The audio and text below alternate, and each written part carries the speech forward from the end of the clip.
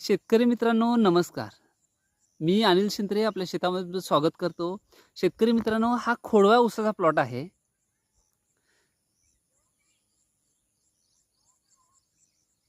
तर खोडव्या ऊसाचं उत्पादन कमी का होतं?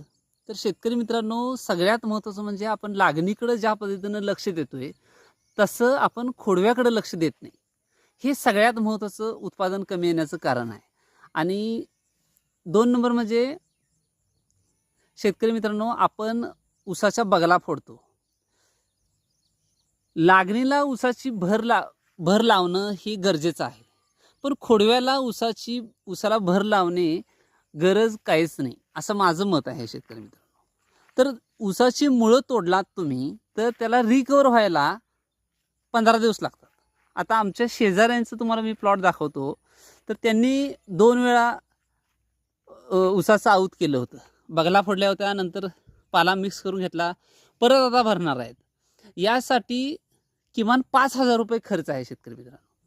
आता ₹1,800 एकर घेतात एक वेळेला बगला फोडायला, त्यानंतर पाला मिक्स करायला परत 1,800 आणि परत भरणी करायला परत 1,800, म्हणजे 18 त्रिक 54, जवळजवळ ₹5,500 खर्च येतो बगला फोडायला. आणि तुम्ही 3 वेळा त्यामध्ये आऊत केल्यामुळं 3 वेळा मुळं तोडली जातात.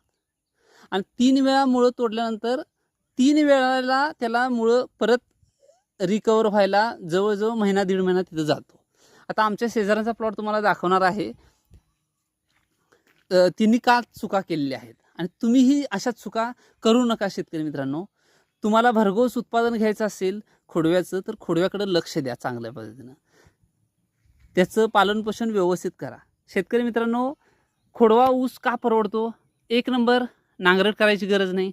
2 नंबर शेणखत वगैरे टाकायची काही गरज नाही. 3 नंबर फक्त खोडवे तासलून घ्या जमिनीबरोबर.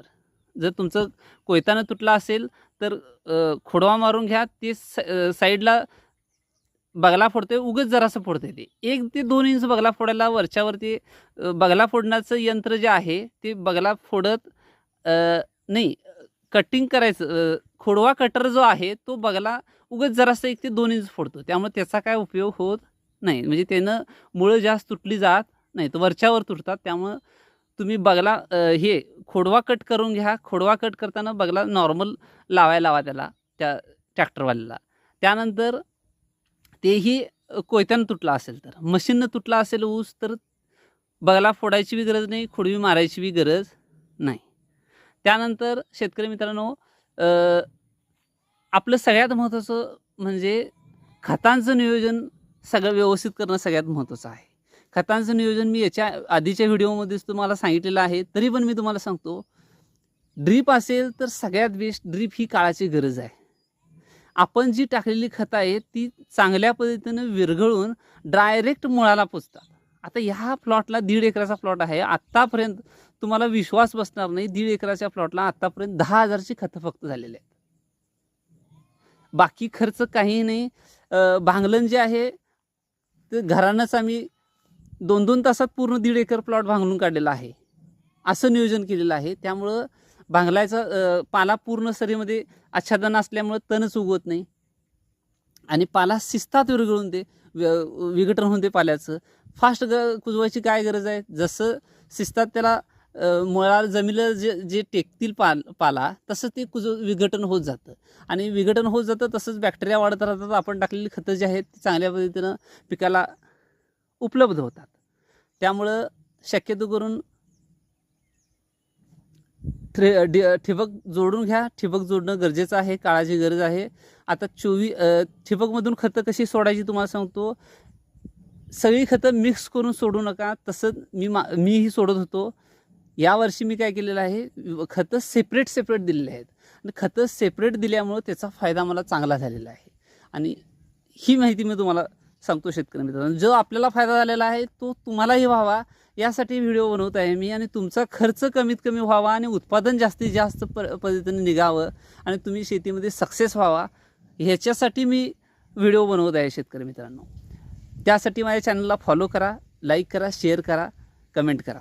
सर शेतकरी मित्रांनो आता 3-4 कांड्यांवर ऊस आहे, पाहू शकताय. हां, सांगायचं राहून गेलं, 24-24-0 1 तारखेला 24-24-0 20 किलो द्या 1 एकरासाठी.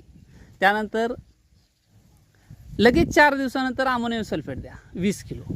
त्यानंतर 4 दिवसानंतर मिरिट ऑफ पोटॅश MOP पांढरं पोटॅश 10 किलो द्या.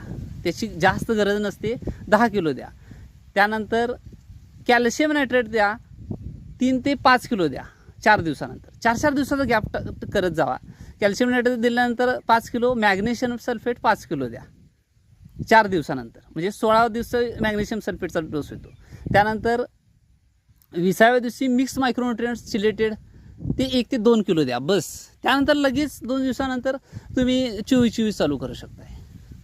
24-24-0 20 kilo, ammonium sulphate 20 kilo, merit of potash 10 kilo, magnesium sulphate, calcium nitrate 5-5 kilo आणि चिलेटेड मिक्स मायक्रोन्युट्रिएंट्स 2 किलो, 1 ते 2 किलो देऊ शकताय. असं तुम्ही ही खतांचं नियोजन करा. तुम्हाला बघा 100% 24-24-0 हे महादनचं वापरा. महादन कंपनीची सगळी खतं ब्रँडेड आहेत. तुम्ही ती वापर करू शकताय त्याचा आणि भरपूर फायदाही तुम्हाला त्याचा होईल.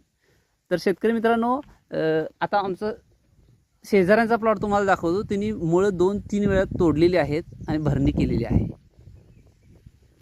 तर शेतकरी मित्रांनो, आपला प्लॉट तिथं घराजवळ आहे आणि हा प्लॉट खोडव्याचा आहे. हा आमच्या शेजाऱ्यांचा आहे. पाहू शकता हा 86-0-32चा प्लॉट आहे आणि याला 3 वेळा आऊत केलेलं आहे यांनी. पहिल्यांदा बगला फोडल्या, नंतर मिक्स करून घेतलं, नंतर आता परवा बैलानं भरलेलं आहे. तर 3 वेळा मुळं तोडल्यामुळं खोडव्याला जस लागलेलं नाही आहे. म्हणजे 3 वेळा जवळजवळ 1.5 महिने त्याला रिकवर व्हायलाच गेलेलं आहे. आता तुम्ही मुळं तोडलात की 15 दिवस त्याला फक्त ते मुळं सोडण्यासाठी वेळ लागतो आणि तिथून पुढं मग अपटेक करणार आणि तिथून पुढं वाढ होणार.